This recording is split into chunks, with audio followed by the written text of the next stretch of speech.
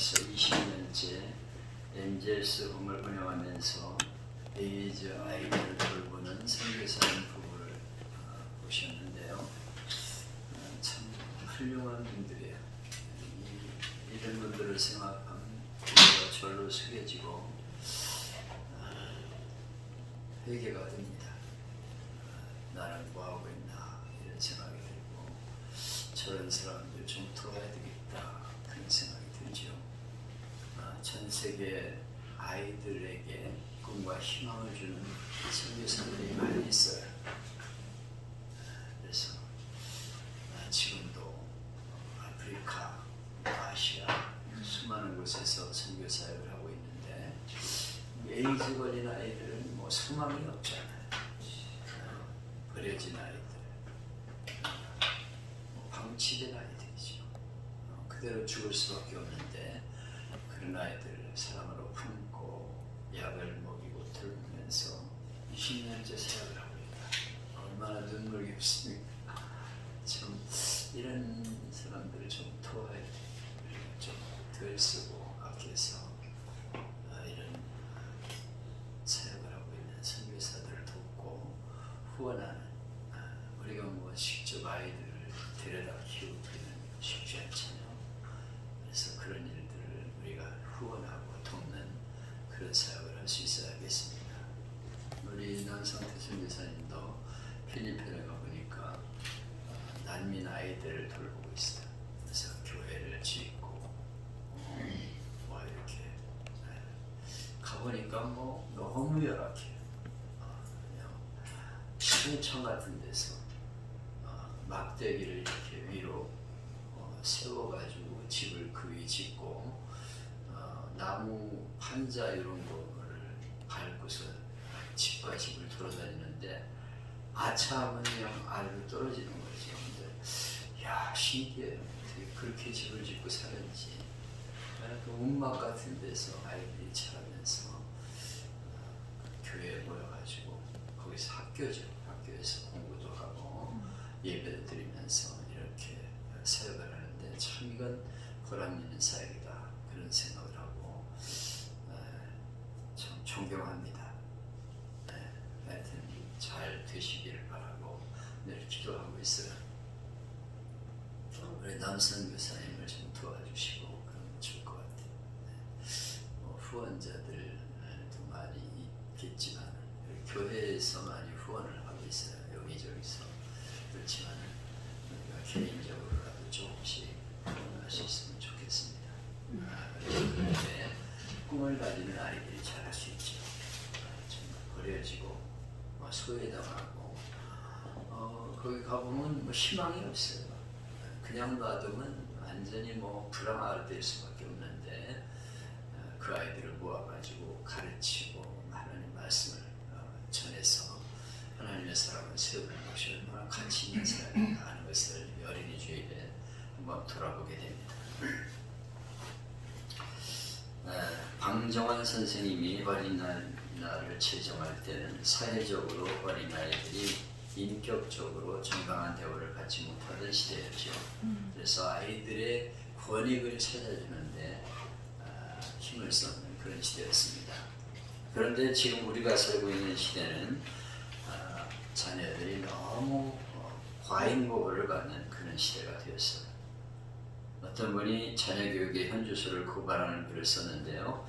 어느 교실에서 선생님이 박제된 꽁을 갖다 놨어요. 근데 어느 날 교실에 가보니까 꽁털이 다 뽑혀가지고 흉측하게 되어 있는 거예요. 박제만 남아있고 꽁털은 다 뽑혔어. 그래서 선생님이 쥐가 그랬나 그랬는데 이 털을 누가 이렇게 뽑았냐 그랬더니 제가 뽑았다 그러는데 아주 예쁘장하게 생긴 여학생이에요. 여자예요. 그래서 왜 그랬냐 박제 꽁을 저렇게 털을 다 뽑았냐 그랬더니 재밌어서요 그러는 거예요. 그래서 선생님이 그 부모님한테 얘기를 했더니 부모님은 그냥 웃고 말아.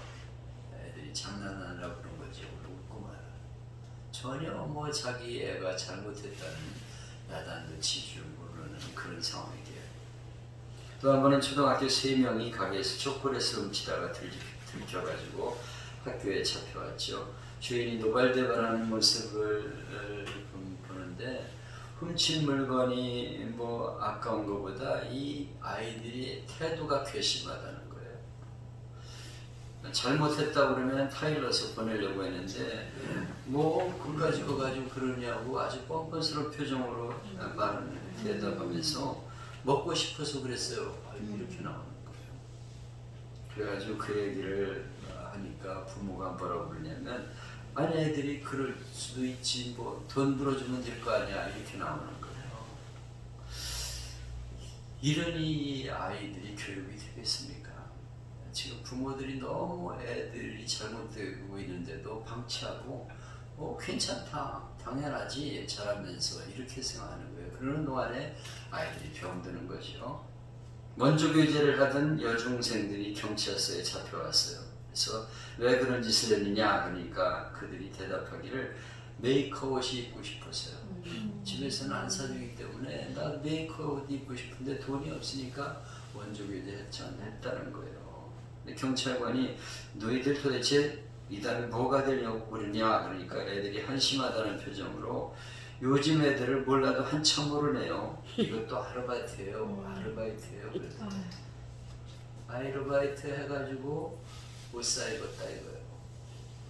내가 몸 팔아가지고 돈 받아가지고 옷 사입었는데 뭐 그게 잘못된 거냐 이렇게 대들더라는 거예요. 경찰관한테. 요즘 세상이 그렇게 변화하고 있어요. 부모들이 공부 뭐 이렇게 잘 먹고 잘 입고 이런 것만 자꾸 하다 보니까 아이들이 너무 잘못된 세상을 살아가고 있어요. 앞으로 어떤 세상이 올지 모르는 끔찍한 세상을 향해 가고 있습니다. 우리는 이 세대를 위해 기도해야 되고 다음 세대들이 믿음 안에 살아갈 수 있도록 끊임없이 노력하면서 그런 환경을 만들어주지 않으면 안 되는 그런 상황이 되었습니다. 5월 첫 주일은 교회력으로 어린이 주일이죠. 그래서 우리 부모들이 아이들을 어떻게 돌봐야 되느냐 양육에 대한 책임을 다시 돌아보는 시간인데요. 이 어린이 주일에 그런 설교를 안 하고 엉뚱한 설교를 하는 걸 보면 속에서 화가 나요. 도대체 뭘 하고 있는 거야 어린이 주일에. 정말 부모의 책임, 아이들을 어떻게 말씀으로 키울 것이냐 이걸 확실하게 좀 심어줘야 되는데 그렇지 못하는 걸 보면 참 안타깝습니다. 오늘은 하나님의 말씀을 통해서 우리의 신앙교육이 어떠해야 되는가를 생각해보는 시간인데요. 오늘 본문에는 성공한 자녀교육에 성공한 부모와 실패한 부모 두 개의 이야기가 나오고 있어요. 하나는 사무엘을 키운 부모의 이야기, 하나는 엘리 제사장의 이야기, 두 개의 이야기가 나오고 있습니다. 오늘 과연 어떤 모습일까? 우리의 모습을 돌아볼 수 있어야겠습니다. 사무엘상 2장 6절을 보면 한나가 하나님에 대해서 어떤 신관을 가지고 있는가를 분명히 알 수 있는데요. 여호와는 죽이기도 하시고 살리기도 하시며 음부에 내리기도 하시고 울리시기도 하시는도다. 여호와는 가난하기도 하시고 부하기도 하시고 낮추시기도 하시고 높이기도 하시는도다. 이렇게 고백하고 있어요. 하나님은 어떤 분이냐? 하나님은 죽이기도 하고 살리기도 하는 분이다. 음부에 올리기도 하고 내리기도 하고 가난하기도 하고 부하기도 하고 높이기도 하고 낮추기도 하는 분이다. 확실한 신앙을 가지고 있어요. 그래서 아이들 키울 적에도 그렇게 가르치는 거죠. 하나님이 어떤 분이냐? 죽일 수도 있고 살릴 수도 있고 우리를 높일 수도 있고 낮출 수도 있는 그런 분이 하나님이시다. 이렇게 사무엘을 붙잡고 믿음으로 키우는 거죠. 그리고 엘리 제사장에 보내서 제사장을 돕도록 잘 이렇게 지도하고 이끌어주는 것을 보게 됩니다. 이렇게 성공한 가정, 한나의 가정은 하나님 말씀 안에서 성공한 가정이 되었죠. 여기 보면 이 사무엘의 어머니가 1년에 한 번씩 올라가서 작은 겉옷을 지어다가 죽었어요. 애가 크니까 성장을 하니까 거기에 맞춰가지고 옷을 지어다가 이제 입히는 거죠. 그런데 그때마다 그 아이 제사장의 옷을 입고 있었는데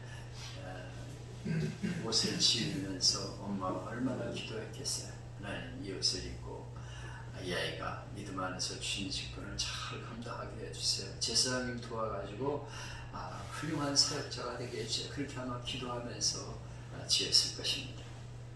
매년 찾아가서 신앙을 점검하고 기도하면서 아이를 지도했는데 이 아이가 훌륭한 믿음의 사람이 된 것을 볼 수가 있습니다. 근데 엘리는 어떤 사람이냐? 엘리는 홈리와 비누아스라는 아들이 있었어요. 장차 아버지 대를 이어서 존귀한 제사장 직분을 감당해야 될 사람이었는데 신앙교육의 실패로 저주받은 사람의 대명사가 되고 말았습니다. 사무엘상 2장 12절에 보면 성경은 이 아이들을 불량자라 여호와를 알지 아니하더라 그렇게 기록하고 있어요. 제사장의 아들인데 하나님이 누군지 모르고 자랐다 이거예요. 하나님 생각도 안 하고 자랐다 이거예요. 불량자로 자랐다 이거예요. 목사님 아들이라고 신앙 좋은 줄 알면 천만의 말씀입니다. 장로님 아들 천만의 말씀이에요. 교회만 내보내면 되는 줄 알죠? 성전에만 어정거린다고 되는 게 아니에요. 올바로 신앙으로 가르치지 않으면 목사님 자녀도 불량자가 되는 거예요. 형편없는 인간이 되는 것입니다. 그래서 우리는 자녀들을 잘 점검해 봐야 돼.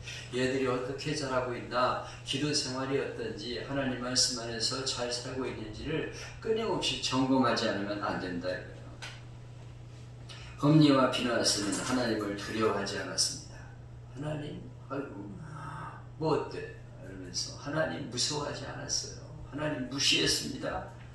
그리고 그들은 하나님께 드리는 제물을 훔쳐먹었어요. 가지고 자기 마음에 드는 거 탁 찍어가지고 갖다가 먹는 거예요. 하나님께 드리는 제물을 지 마음대로 갈고리를 꿰가지고 막 먹고 있어. 뜯어먹어. 이 형편없는 인간. 하나님께 드리는 제물을 어쩌자고 그런 짓을 합니까? 그리고 제물에서 봉사하는 여인들을 데리고 음란한 짓을 하는 거예요. 여자들을 데리고서는 그런 방탕한 행동을 하는 겁니다. 그런데 엘리는 그들을 아이들을 야단치고 바르게 가르치지 않았어요. 사람들이 아유 지금 애들이 잘못되고 있습니다 이렇게 얘기를 해도 아이고 괜찮아 뭐 나중에 다 정신 차리겠지 아마 그렇게 했을 거예요. 뭐 무시하고 뭐 제대로 가르치지도 않고 그렇게 방치하다가 그만 망하게 된 것입니다. 그러다가 하나님의 심판이 내려지죠. 홈리와 비누아스는 전쟁에 나가서 전사합니다. 그리고 그 두 아이가 죽었다는 말을 또 들었죠. 그리고 법궤를 적들에게 뺏겠다는 소식을 듣고 엘리가 의자에 앉아 있다가 넘어져 목이 부러져 죽었다. 근데 엘리는 얼마나 많이 먹었는지 몸이 비둔해 가지고 일어나지를 못해. 꽝 하고 넘어졌는데 아마 폭탄 터지는 소리가 들렸나 봐. 얼마나 많이 먹었으면 그렇게 했어요. 제사장이 돼가지고 아마 들어오는 고기는 다 먹었나 봐. 그래서 몸이 비대가지고 움직이기도 힘든 그런 몸으로 돼가지고 있다가 그만 넘어져서 죽어버렸어요. 목이 부러져 죽었어요. 잘 둔해가지고 몸을 못 가는 정도가 된 거예요. 그리고 그 며느리가 아기를 낳고 있다가 시아버지와 남편이 죽었다는 소식을 듣고 그냥 쓰러져서 죽었어요. 이가 곧 그러면 죽었대요. 하나님의 영광이 떠나갔다. 이제 우리는 끝났다. 하나님께 우리는 벌 받았다. 그러면서 죽은 거예요. 얼마나 불행합니까? 여러분, 우리는 다른 교육은 못해도 괜찮아. 학교 공부는 나중에 해도 괜찮고 좀 못해도 괜찮아.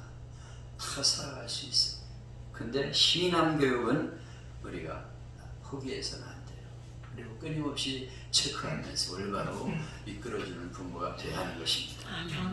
제가 어렸을 적에는 할아버님, 할머님 밑에서 자랐죠. 아버님 목사님이니까 뭐 목회한다고 여기저기 다니면서 5 오남매니까 다 데리고 다니면 부담돼요. 교회에서는 자녀 많은 목회자를 원치 않습니다. 두 명 이상 나면은요 부담돼가지고 잘 모시려고도 안 해요. 근데 뭐 사례비도 없죠. 꿈받고 그러니까 데리고 다닐 수도 없고 나는 빠지니까 자연히 빠지고 우리 이정숙도 빠지고 나랑 이정숙이 제일 아마 소외당한 것 같아요. 그 다른 동생들은 이제 각 데리고 들어다니기도 하고 그랬어요. 그런데 감사한 거는 할머님, 할아버님의 신앙이 고지식하시고 아주 주의를 철저히 지키시고 기도 생활을 철저히 하신 분이에요. 뭐 그때 주일이면은 뭐 한 번도 빠지질 않죠. 뭐 할아버님이 그렇게 하니까 주일날 아침이 되면 아침에 잠깐 예배를 드립니다. 가정 예배를 드리고 교회 가야 되는데 왜 그렇게 설교를 길게 하시나? 우리 할아버님 한번 말씀 꺼내시면 그냥 아주 한 말 또 하고 또 하고 짜증이 나요. 짜증이. 우리 어머님도 화를 내실 정도로 아주 우리 어머니 교사로 애들 가르치러 가야 되는데 한동안 이제 어머님 우리하고 같이 있을 때가 있었어요. 그러면 가서 아이들 가르쳐야 되는데 그냥 설교를 길게 하시고 기도를 또 왜 그렇게 길게 하시는지.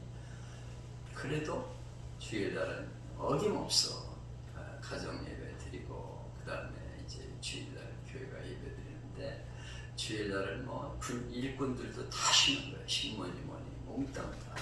우리 농토를 많이 가지고 있었기 때문에 일꾼과 신모들이 있었는데 그날은 일 안 해. 다 쉬어. 얼마나 좋겠어. 일하는 이들이. 다른 집은 안 쉽니다. 근데 우리 집은 다 쉬면서 주일은 하나님께가 예배드려야 된다. 이렇게 예배 생활을 했습니다.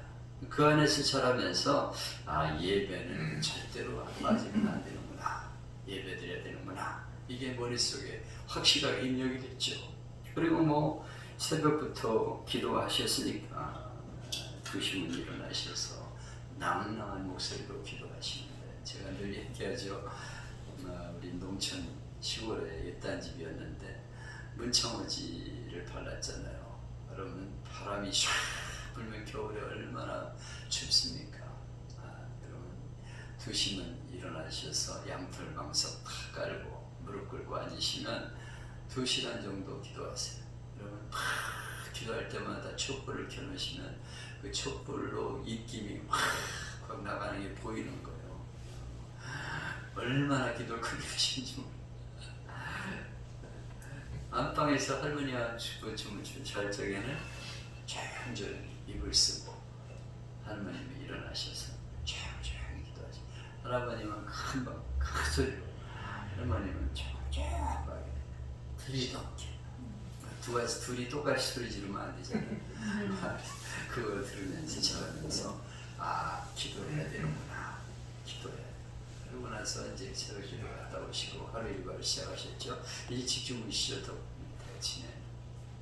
그러면서 내가 기도해야 되는구나. 근데 지금도 기도 생활을 계속하는 것은 바로 그분들의 영향이에요. 그분들이 기도하시면서 사는 걸 보았기 때문에 내가 그 할아버님의 뒤를 이어서 다른 건 못해도 기도는 해줘야지. 우리 후손들을 위해서 기도하고 나라를 위해서 교회를 기도는 해야지. 이게 내 마음속에 늘 들어있어. 그래서 목사님이 은퇴하면 끝나는 거지. 아니 뭐하러 은퇴합니까? 기도하고 그렇게 피곤하게 안 하려고 은퇴하는 거지. 너무 그러다 쓰러지십니다. 목사님 뭐 너무 그렇게 일을 벅차게 하는데 그러다가는 쓰러집니다. 막 나를 생각해 주는 척 하는데 그건 마귀 소리. 그리고 난 절대로 안 믿습니다. 나는 기도해야 된다. 할아버님 뒤를 이어서 나는 기도의 사명이 있다. 내 가정을 위해 기도하고 교회를 위해서는 늘 하기 위해서 길게 기도하지 않아도 하여튼 그 기도 생활이 머릿속에 잠재되어 있어. 나는 기도해야 된다. 그래서 예배와 기도 이거는 빠질 수 없는 그 철칙. 그 모습을 우리 조부모님에게 배우면서 자랐어요. 그게 너무 감사한 거예요. 지금도 그런 장로님 밑에서 그런 할아버님 할머님 밑에서 자랐다는 게 너무 감사하면서 지금도 생각해보면 그분들의 기도 때문에 나의 목회가 그래도 순조롭지 않았습니까? 내가 뭐 아는 게 있어요. 바보 같은 존재 아닙니까? 나는 나 스스로를 누가 물어보면 어떻게 목회하셨습니까? 바보 목회했어요. 이렇게. 난 바보예요. 내가 생각해봐도 바보짓만 해요. 그런 바보짓 한 거 얘기하라 그러면 내가 창피해가지고 말할 수 없는. 얼마나 쏟기도 잘하고 그냥 뭐 바보짓을 하는데 하나님이 그때마다 더 좋은 일을 인도하셨어요. 안 된 것 같은데 잘 되게 하시고 사기당한 것 같은데 더 잘 되게 하시고 그게 우리의 조부모님의 기도 때문이었다. 저는 그렇게 생각해요. 기도 속에서 기도의 소중함을 저는 늘 압니다. 그래서 성도님들에게도 기도합시다. 기도하자고 계속 얘기를 하는 거죠. 여러분, 어린이를 사랑한다고 무분별한 사랑이 되어서는 안 됩니다. 잘할 때는 칭찬해 주지만은 잘못될 적에는 하나님 말씀을 어기면은 야단을 치고 때려서라도 다르게 가르쳐야 돼요. 요한의 어머니 수산나는 18명의 자녀들을 키웠는데 아주 훌륭한 인물들로 키웠어요. 그녀는 말하기를 자녀들의 고집을 즉시 꺾어버려라. 빨리 꺾을수록 좋다. 자녀들에게 지나치게 친절하고 그들을 제멋대로 하게 내버려두는 부모는 사실상 잔인한 사람이다. 이런 부모는 타파되어야 할 악습을 가르치는 사람이다. 이렇게 말했어요. 잘못되면 즉시 야단을 쳐가지고 올바로 가르쳐야 되는 거 때려주고 혼내주고 그래가지고 똑바로 가르쳐야 되는 거 18명을 그렇게 가르쳐가지고 훌륭한 인물로 키웠어요. 그냥 내버려 두는 건 악한 습관을 기르는 게 돼서 망치는 거예요. 자식들을 얼마나 야단을 치고 혼내면서 자식들을 키우는지 모릅니다. 다 훌륭한 자녀로 성장했어요. 자녀들을 제멋대로 내버려 두는 부모는 마귀를 하는 사람이고 영혼을 망치게 하는 사람이다 하는 것을 잊지 말아야 합니다. 잠언 22장 6절에는 마땅히 행할 것을 아이에게 가르치다. 그러면 늙어도 그것을 떠나지 아니하리라. 나중에 뭐 지가 크면 하겠죠. 천만의 말씀. 이미 완전히 굳어진 나무는 휘려고 그러면 떨어져 버립니다. 어렸을 때는 그걸 잡을 수 있지만 그래서 4살에서 14살까지가 아이들을 가르치는데 최정령이라는 거예요. 그 시간 넘으면 안 들어요. 부모 말을. 그때는 이미 틀린 거예요. 잡으려고 그러면 부러져 버리고 말아요. 그래서 어렸을 적일수록 믿음으로 아이들을 키워야 된다. 기도 시간 정해놓고 말씀 보게 하고 암송하게 하고 예배 생활하게 하고 참 점검하면서 신앙으로 이끌지 않으면 안 된다 이거죠. 틀을 잡아야 된다. 틀을. 잠언이 13장 24절에 초다를 참아 못하는 자는 그 자식을 미워함이라 자식을 사랑하는 자는 근실이 증대하느니라. 초다는 채찍으로 때리는 거예요. 잘못되면 유대인들은 때립니다. 와, 이거 잘못했지? 내 맞아. 탁 때려가지고 다르게 가르치. 그렇게 안 하면 안 된다는 거. 어렸을 적에는 그렇게 해야 된다는 거예요. 29장 잠언 29장 15절에는 채찍과 꾸지람이 지혜를 주거늘 임의로 하게 내버려두면 그 자식은 어미를 욕되게 하느니라. 채찍과 꾸지람이 지혜를 준다 이거예요. 그렇지 않으면 미련한 아이가 될 수밖에 없어요. 잘못된 길을 갈 수밖에 없어요. 채찍으로 때리고 꾸지람을 해서 올바로 가르쳐야 부모가 제대로 가르치는 거라고 성경이 말씀하고 있습니다. 제사장 엘리는 자식들이 잘못을 저질러도 가만 내버려뒀어. 다 알아서 하겠지. 나중에 잘못 잘하겠지.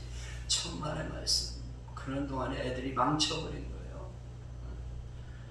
그래서 한 번에 아이들이 전사하고 엘리도 놀라 쓰러지면서 죽어버리고 말았어.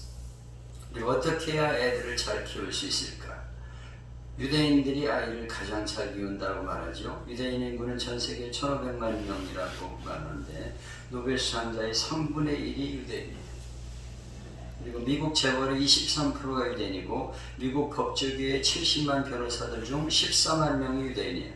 미국 상하의원 전체 535명 중에 35명이 유대인이고 미국 대학 교수 중 25% 내지 35%, 프린스턴 대학의 총장 및 주요 책임자의 90%, 하버드, UCLA 의대 법대 교수의 50%가 유대인이라고 합니다.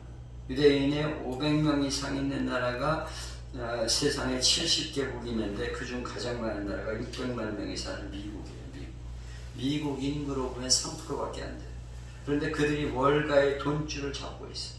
오늘 새벽에도 우리 성목사님 얘기했는데 월가에 가면 유대인들이 즐비하게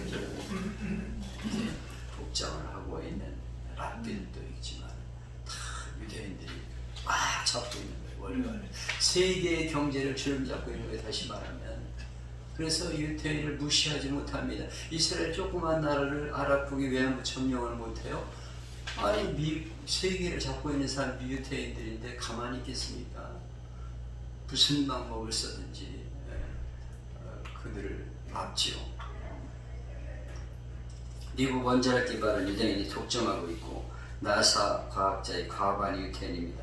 맨하튼 빌딩의 주인의 40%, 전 뉴욕 의사의 과반이 유대인이랍니다. 세계를 움직이는 사람이 유대인이에요. 그런데 어떻게 해서 그들이 뛰어난 민족이 되었는가? 스탠포드 대학의 심리학자 젠센은 유대 민족의 지적 능력은 다른 민족에 비해 우수한 것이 아니라고 하는 거예요. 우리나라보다 지능이 떨어집니다. 근데 어떻게 이렇게 훌륭한 인물들이 나올 수 있었냐? 그 이유는 신앙의 성공 때문이었다. 그들이 가지고 있는 중요한 세 가지 기둥이 있는데 첫째는 성전을 중심으로 살아가는 거예요. 성전을 중심. 하나님이 이 세상에서 주신 가장 고귀한 복 중에 하나는 성막입니다. 성막. 이스라엘 백성이 광야 생활할 때 성막을 중심으로 신을 치고 나가죠. 그리고 불기둥으로 저를 인도하셨는데 성막은 하나님이 주신 최고의 요람이에요. 그리고 그 다음에 그 성막이 변해서 성전이 되었다가 나중에 이제 회당으로 변해 바빌론에 포로되어 가면서 회당으로 변하는데 이 신화교구가 지금까지 전 세계 유대인들 있는 곳에는 어디나 있어요. 오늘 새벽에도 우리 성목사님 얘기했는데 거기 가면 회당 가는 길에 간판이 쫙 있어가지고 그냥 찾아갈 수 있다고. 어디라고 그랬어? 아니 미국에 어느 지방에 있어. 어느 지역에 다 있어요. 유대인들이 있는 데는 회당으로 가는 표시가 쫙 다 되어 있대. 우리나라는 어디로 가는 표시가 조그만 간판 하나밖에 없는데 유대인들은 그냥 회당 가는 표시 해가지고 어디나 찾아갈 수 있게 그렇게 만들어놨대. 언제나 회당 중심. 전 세계 어디를 가든지 회당 중심으로 사는 게 유대인이에요. 그러니까 우리가 교회를 중심으로 신앙생활하게 만들어야 돼. 교회를 중심으로 살아가야 돼. 그래야 하나님의 은혜가 임하는 것입니다. 아멘. 교회를 떠나면 안 돼요. 요새 교회 무너지면 한국도 무너지는 거예요. 이거 교회를 세우는 건 예배가 바로 살아야 되고 기도가 살고 회당 중심. 두 번째는 절기와 안식일. 3대 명절이 되면 그들은 예루살렘으로 다 모여들었습니다. 지금도 6월절이 되면 그들은 천막을 치고 자기가 사는 곳에서 7일 동안 광야 생활하는 것처럼 그렇게 살아가는데 그러면서 자녀들에게 가르칩니다. 우리가 옛날 애굽에서 나올 때 이렇게 조상들이 고생을 했다. 무교병을 먹으면서 지금도 그렇게 가르칩니다. 그렇게 철저하게 절기를 지킵니다. 그리고 안식일 철저하게 지킵니다. 안식일을. 이 안식일과 절기가 그들을 붙든 거예요. 그리고 세 번째는 하나님 말씀 교육, 토라를 중심한 말씀 교육인데 태어나면은 작은 가죽 상자를 테필이라는 것을 손목에다 매어주고 이것이 좀 크면 목에다 매달아주는데 좀 큰 걸 매달아주면서 아버지가 매일 성경 규제를 써주고 그걸 가지고 읽고 암송한대. 아이들 성경 말씀 아버지가 써줘요. 그렇게 하나님 말씀으로 철저히 가르치는 거예요.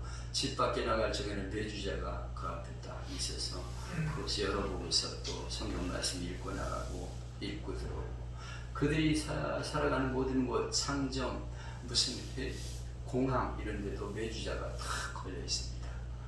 하나님 말씀 중심으로 살아가기 때문에 그들이 철저하게 신앙 중심으로 살아가기 때문에 이렇게 세계를 움직이는 인물들이 될 것이에요. 우리의 신앙생활이 그렇게 호락호락해서 안 됩니다. 우리는 점검해 봐야 돼요. 그렇기 때문에 나라를 잃은 지 2000년이 되는데도 자기 나라를 찾잖아. 우리나라는 뭐 외국에 나와서 한 1년 있으면 나 아직 한국말 안 잃어버렸습니다. 이런